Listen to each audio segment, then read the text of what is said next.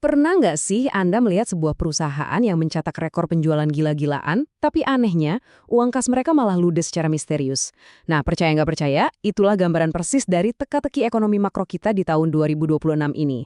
Mesin ekonomi domestik kita lagi meneru kencang banget, tapi di saat yang sama, pintu dolar kita bocor parah. Hari ini, kita bakal pakai topi sebagai peneliti pasar profesional buat ngebedah data yang super krusial ini.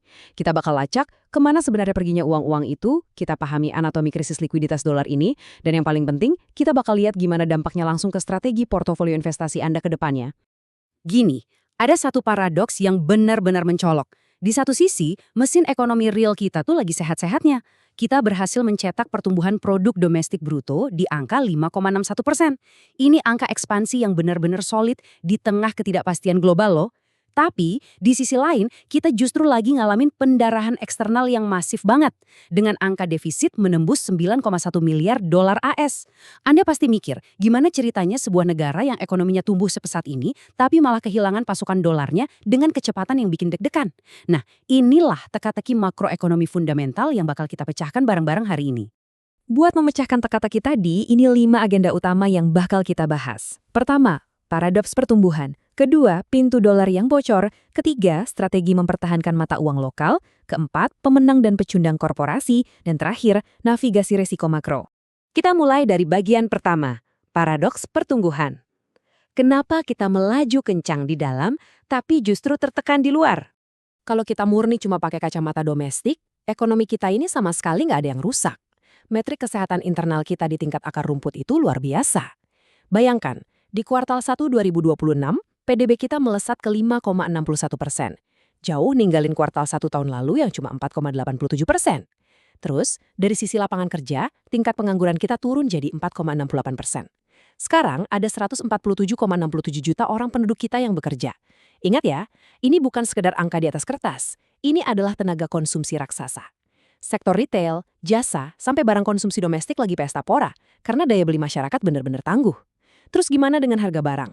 Meskipun inflasi berangkat sedikit ke 2,42%, angka ini masih aman banget dan sepenuhnya masuk dalam target Bank Indonesia.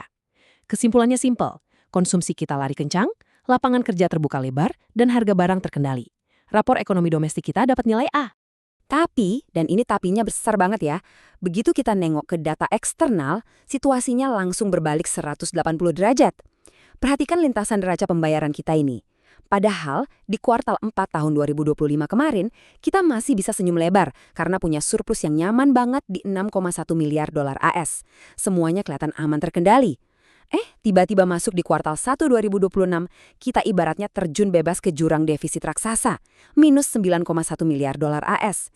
Ini putar balik yang brutal dan cepat banget.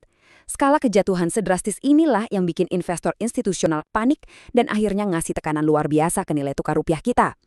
Ketimpangan ekstrim antara mesin domestik yang lagi panas-panasnya dengan pendarahan dolar inilah inti dari krisis yang lagi kita hadapi. Masuk ke bagian kedua, pintu dolar yang bocor. Sekarang, kita bakal benar-benar melacak. Apa sih akar penyebab rupiah kita bisa tertekan separah ini? Mari kita bedah rantai pasokan dolar ini pelan-pelan, karena ini kunci buat paham kenapa rupiah kita babak belur. Prosesnya ini ibarat efek domino. Semuanya justru bermula dari langkah 1, pertumbuhan PDB kita yang kuat tadi. Ketika ekonomi kita ekspansi, proyek infrastruktur jalan terus, pabrik-pabrik nambah kapasitas produksi. Nah, buat ngelakuin itu semua, mereka butuh apa? Mesin dari luar negeri, baja impor, bahan baku mentah. Belum lagi kelas menengah kita yang makin kaya, mulai doyan beli barang-barang konsumsi impor. Ini memicu langkah 2, impor kita melonjak drastis sampai 10,05%. Karena kita harus bayar impor yang membludak ini pakai dolar, otomatis kita masuk ke langkah 3, surplus perdagangan kita mulai menyusut dengan cepat.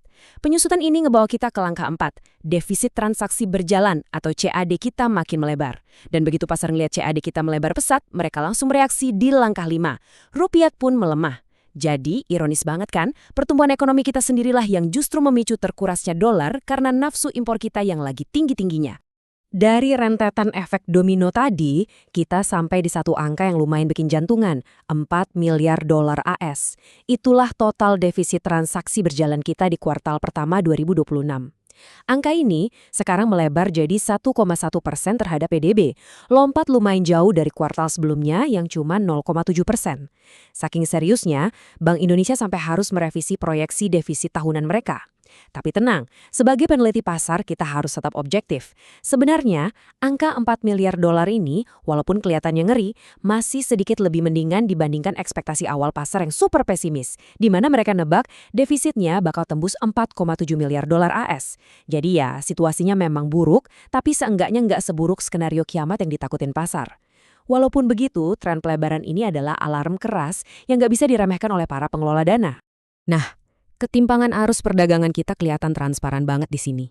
Surplus perdagangan kita itu benar-benar anjlok dari 10,91 miliar dolar AS jadi sisa setengahnya aja, sekitar 5,55 miliar dolar AS dalam 3 bulan pertama 2026. Alasan utamanya simpel banget. Ekspor kita praktis jalan di tempat, cuma naik tipis 0,34% karena harga komoditas global udah mulai stabil. Tapi di sisi lain, keran impor kita buka-bukaan, melesat sampai 10,05%. Dan masalahnya, kebocoran ini bukan cuma soal keluar masuk barang fisik aja loh. Dolar kita itu mengalir deras keluar negeri buat bayar macam-macam, mulai dari impor jasa, bayar bunga utang luar negeri perusahaan-perusahaan kita, sampai repatriasi alias pemulangan dividen ke investor asing. Arus keluar inilah yang jauh lebih kencang dibanding gerimis dolar yang masuk dari ekspor kita yang lagi stagnan. Mendengar semua ini, Anda mungkin langsung mikir, waduh, peluru cadangan devisa kita udah habis dong. Jawabannya absolut enggak. Sampai April 2026, cadangan devisa kita masih nongkrong tebal di angka 146,2 miliar dolar AS. Ibaratnya, ini bantalan likuiditas yang masih sangat cukup buat ngebiayain 5,8 bulan impor kita. Ini jauh-jauh di atas standar aman internasional yang cuma mencaratkan 3 bulan. Bantalan kita masih super empuk. Tapi, di pasar valuta asing, psikologi itu seringkali ngalahin angka absolut. Begitu investor ngelihat tren cadangan devisa kita tergerus terus-terusan tiap bulan, otak mereka langsung ngebaca sinyal bahaya. Mereka mikir pasokan dolar lagi menipis. Ketakutan psikologis inilah yang bikin pasar main aman dan bersikap defensif terhadap rupiah, meskipun faktanya brankas devisa kita masih penuh. Lanjut ke bagian ketiga, mempertahankan mata uang lokal. Kita bahas gimana permainan catur kebijakan makro yang lagi dimainkan. Ngeliat pendarahan yang terus terjadi, Bank Indonesia dan pemerintah kita pastinya nggak tinggal diam. Mereka langsung nurunin jurus pertahanan multi cabang yang super agresif. Langkah pertama dan yang paling bikin geger adalah menaikkan BI rate langsung 50 basis poin jadi 5,25%. Jujur aja, ini pil pahit buat ekonomi real kita. Kredit rumah atau cicilan mobil pasti bakal melambat. Tapi ini adalah tindakan operasi darurat yang mutlak wajib dilakukan buat ngerem modal pada kabur dan bikin aset rupiah kelihatan seksi lagi di mata investor bule. Selain itu, pemerintah juga langsung turun gunung intervensi pasar obligasi, ngetatin aturan devisa hasil ekspor alias DHE, dan mulai ngincer praktek licik under invoicing, taktik nakal yang sering dipakai buat nyembunyiin dolar di luar negeri. Ini benar-benar strategi pertahanan total buat nambal semua titik bocor sekaligus. Tapi dalam ngejalanin strategi ini, pemerintah juga lagi pusing mikirin dompetnya sendiri. Coba perhatiin postur APBN kita. April tahun lalu, kita tuh masih bisa leha-leha dengan surplus APBN sebesar 4,3 triliun rupiah. Nah, di bulan yang sama, tahun 2026 ini, posisinya jungkir balik, jadi defisit raksasa 164,4 triliun rupiah. Kenapa bisa gitu? Karena belanja negara buat program-program prioritas itu ngebut banget, sementara pemasukan pajak kita ngos-ngosan ngejarnya. Pas pemerintah harus ngeluarin duit jauh lebih banyak dari yang mereka dapat, otomatis mereka harus ngutang dengan cara nerbitin lebih banyak obligasi. Kebutuhan utang pemerintah yang masif ini akhirnya bikin pasar surat utang negara alias SBN jadi medan tempur paling krusial buat ngejaga stabilitas likuiditas domestik tahun ini. Terus, apa hubungannya pasar obligasi sama target nyelamatin rupiah ke level Rp15.000 per dolar AS? Mekanismenya ternyata sangat logis dan pinter. Pemerintah sengaja masuk intervensi pasar SBN supaya imbang hasil atau yield obligasi kita itu tetap tinggi. Di tengah era di mana suku bunga global lagi pada tinggi, imbal hasil obligasi Indonesia yang menggiurkan ini otomatis jadi magnet kuat buat ngerayu investor asing. Nah, pas manajer investasi dari luar negeri ini mau ngeborong SBN kita, ada satu aturan main wajib. Mereka harus jual dolar yang mereka bawa dan nuker itu semua ke rupiah. Proses inilah yang nyiptain permintaan gila-gilaan terhadap mata uang kita yang pada ujungnya bakal ngangkat otot rupiah. Tapi tentu ada efek sampingnya. Tarikan dana asing dan lokal yang berbondong-bondong masuk ke pasar obligasi ini bisa bikin likuiditas di pasar saham jadi kering kerontang. Investor pastinya lebih milih instrumen yang aman dengan bunga tinggi ketimbang ambil resiko main saham pas kondisi makro lagi nggak menentu kayak gini. Sekarang masuk ke bagian keempat, pemenang dan pecundang korporasi. Gimana kita menerjemahkan semua angka makro tadi ke dalam racikan portofolio kita? Kondisi makro yang lagi acak-acakan ini jelas bikin pasar saham terbelah secara brutal jadi dua kubu. Di sisi yang rentan, ada perusahaan manufaktur yang mesin dan bahan bakunya sangat bergantung pada impor, kayak sektor farmasi atau industri dasar. Begitu juga perusahaan yang punya tumpukan utang dalam dolar AS. Mereka ini lagi kena pukulan combo yang mematikan. Rugi kurs gara-gara dolar mahal plus cicilan utang yang ikutan meledak karena BI rate tinggi. Waduh, berat banget.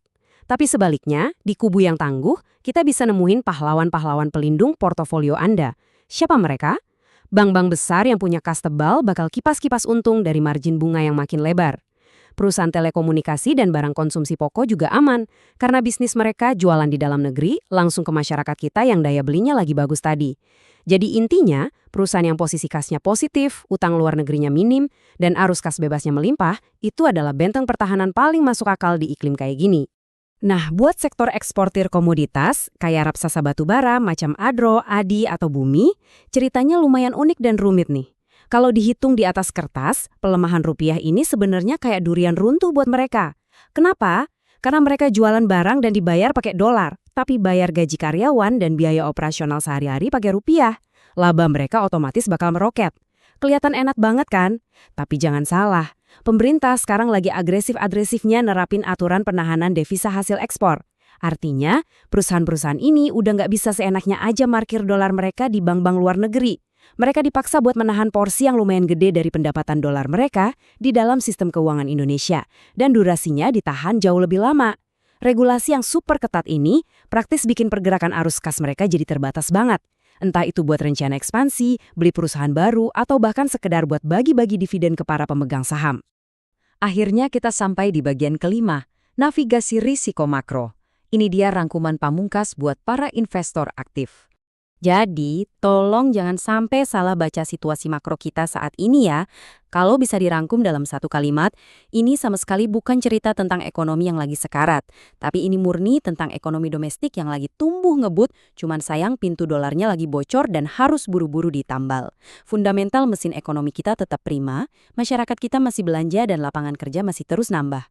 Masalah utama yang lagi kita beresin ini ironisnya adalah efek samping dari pesatnya pertumbuhan kita sendiri, yaitu nafsu impor yang nyedot likuiditas dolar kita abis-abisan.